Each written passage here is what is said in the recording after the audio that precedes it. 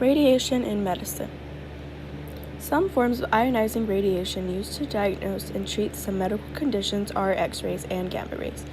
X-rays and gamma rays are used to penetrate the outside or to be swallowed or inserted into the body. X-radiation. The most well-known form of radiation used in medicine is X-radiation. X-radiation is used to see if bones are broken. X-radiation was created by Wilhelm Röntgen. He discovered X-radiation while experimenting on the effects of cathode rays. In 1895, he observed certain rays emitted during passing of current through a discharge tube. The emission of rays was observed by a barium platinocyanide screen. He generated the first röntgenium by developing image of wife's hand showing bones, flesh, and wedding ring. Imaging tests.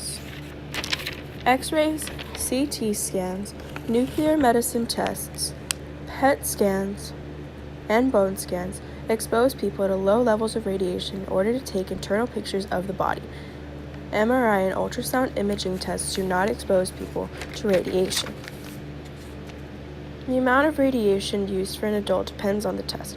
Fluoroscopy exposes people to different amount of radiation depending on how long it's being used. Radiation therapy.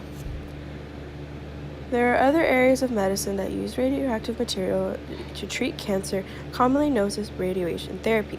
X-rays and gamma rays are an effective way to treat many types of cancers. During radiation therapy, the patient receives high doses of ionizing radiation directed at cancer, thus resulting in the death of cancerous cells. However, exposure to radiation may lead to DNA mutation in other cells that have survived. Radiation in children. Exposure to radiation during an imaging test is a concern for children because children are expected to live longer than adults, so they have a longer time to develop problems due to radiation exposure. Tests such as CT scans might receive a higher dose of radiation than required if CT settings aren't adjusted for smaller beings. Children are more sensitive to radiation than adults.